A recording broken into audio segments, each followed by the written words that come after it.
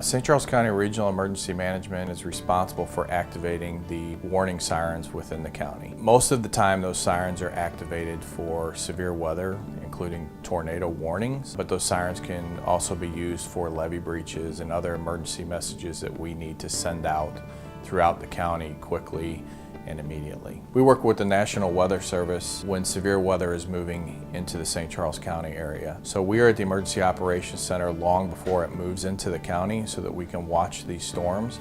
And we also pay attention and listen to our trained weather spotters that are out in the field. In the event that they see rotation or the National Weather Service issues a tornado warning, we will then activate the tornado sirens and alert the public to take shelter. We have 139 warning sirens across St. Charles County. 72 of those are maintained by St. Charles County Regional Emergency Management. The other sirens are purchased and maintained by their respective municipalities. However, we test those sirens for the municipalities on a weekly and monthly basis. We send out signals to the sirens and activate the sirens, and I know our citizens can hear those on the first Monday of every month. We do an audible test. Weekly, we do silent testing, which is an electronic test that we send to the siren to make sure that it is functioning properly.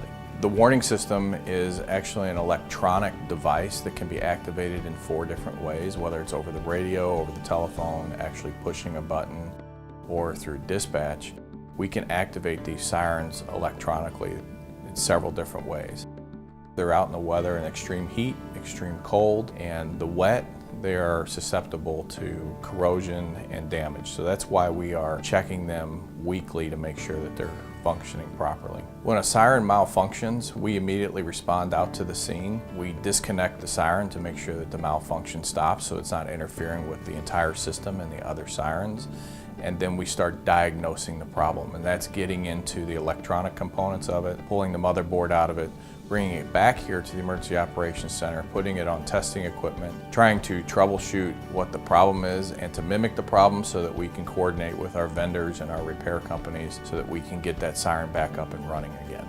If a siren goes down and is deactivated and is out of service, we will deploy our portable siren to that area so that the residents have siren coverage and we can fill that gap. People should feel confident that these sirens are going to work properly. We've only had a couple malfunctions in the last 15 years where they've actually gone off without us hitting the button. But they should feel confident that these sirens work correctly and are reliable.